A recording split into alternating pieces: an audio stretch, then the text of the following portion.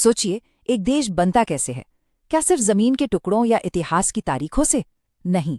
किसी भी देश की जो असल पहचान होती है, उसकी आत्मा, वो बनती है बड़े बड़े विचारों से। तो चलिए, आज हम भारत को गढ़ने वाले ऐसे ही 5 महान विचारकों की दुनिया में सफर करते हैं। और यही है हमारा आज का सबसे बड़ा सवाल। वो कौन सी सोच है, कौन से सिद्धांत हैं जो करोड़ों लोगों को एक धागे में पिरोकर एक राष्ट्र बना देते हैं? आइए साथ मिलकर इन सवालों के जवाब ढूंढते हैं।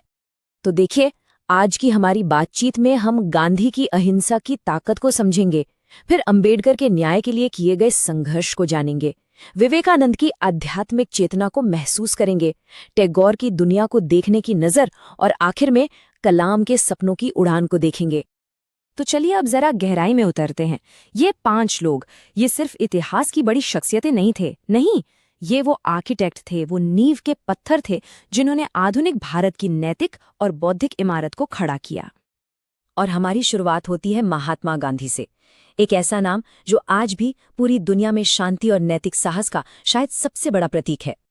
गांधी का सबसे शक्तिशाली हथियार क्या था? वो था सत्याग्रह। अब ये सिर्फ विरोध करने का कोई तरीका नहीं था। अरे, ये तो एक पूरी सोच थी, एक फिलॉसफी थी। इसका मतलब बहुत सीधा था, सत्य के लिए आग्रह करना। एक ऐसी लड़ाई जहां हथियार नहीं बल्कि नैतिक बल, सच्चाई, वही सबसे बड़ी ताकत बन जाती है। और उन्होंने इस विचार को सिर्फ कागजों पर नहीं रखा, बल्कि जमीन पर उतारा। अहिंसा को अपने हर आंदोलन का मूल मंत्र बनाया, आत्मनिर्भरता का सपना देखा। और वो 1930 का नमक मार्च, जरा सोचिए, एक मुट्ठी नमक ने दुनिया के सबसे बड़े साम्राज्य की नींव हिलाकर रख दी थी। यही तो ताकत थी सत्याग्रह की। और देखिए, उनकी सोच आज भी कितनी जिंदा है। आज जब हम आत्मनिर्भर भारत या स्वच्छ भारत अभियान की बात करते हैं ना, तो असल में हम गांधी के ही देखे हुए सपनों को पूरा करने की कोशिश कर रहे होते हैं। अब चलते हैं एक और महापुरुष के पास, डॉक्टर B.R. अम्बेडकर, वो शख्सियत जिसने भारत की न्याय व्यवस्था की सबसे मजबूत इबारत लिखी, हमारा संविधान। डॉक्टर अम्बेडकर ने एक बहुत ही गहरा विचार दिया, संवैधानिक नैतिकता। इसका मतलब क्या है? मतलब ये है कि संविधान सिर्फ कानून की एक मोटी किताब नहीं है, बल्कि ये न्याय, स्वतंत्रता और बराबरी जैसे मूल्यों का एक जीता जागता दस्तावेज है। और इसकी आत्मा को जिंदा रखना ही हर नागरिक का सबसे बड़ा कर्तव्य है।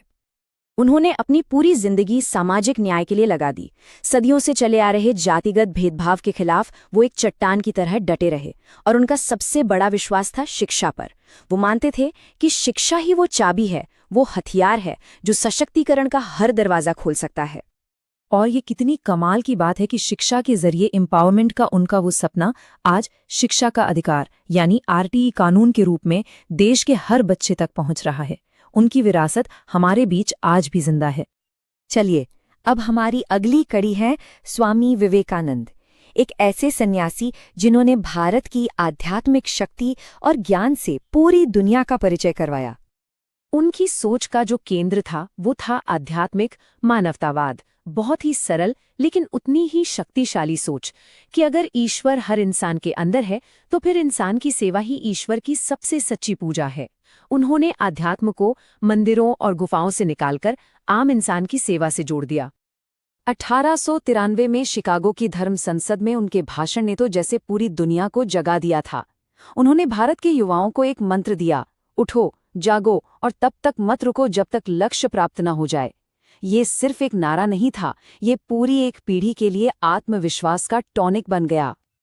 और आज भी देखिए, जब स्किल इंडिया जैसे प्रोग्राम्स युवाओं को हुनरमंद बनाने की बात करते हैं, या जब हम हर साल 12 जनवरी को राष्ट्रीय युवा दिवस मनाते हैं, तो हम असल में विवेकानंद के उसी आह्वान को सम्मान दे रहे होते हैं।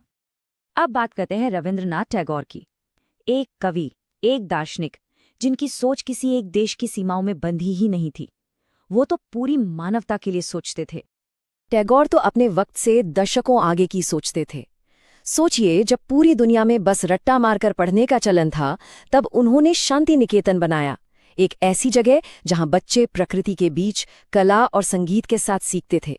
और सबसे दिलचस्प बात क्या है, आज 100 साल बाद हमारी जो नई शिक्षा नीति 2020 आई है, वो हूबहू उन्हीं बातों पर जोर दे रही है, क्रिएटिविटी, होलिस्टिक डेवलपमेंट और एक्सपीरियंशियल लर्निंग। और आखिर में हम बात करेंगे डॉक्टर एपीजे अब्दुल कलाम की, भारत के मिसाइल मैन और जनता के राष्ट्रपति। वो विज्ञान और प्रेरणा का एक ऐसा अद्भुत संगम थे जो शायद ही कहीं और देखने को मिले। डॉक्टर कलाम ने पूरे देश को एक सपना दिया, विजन 2020।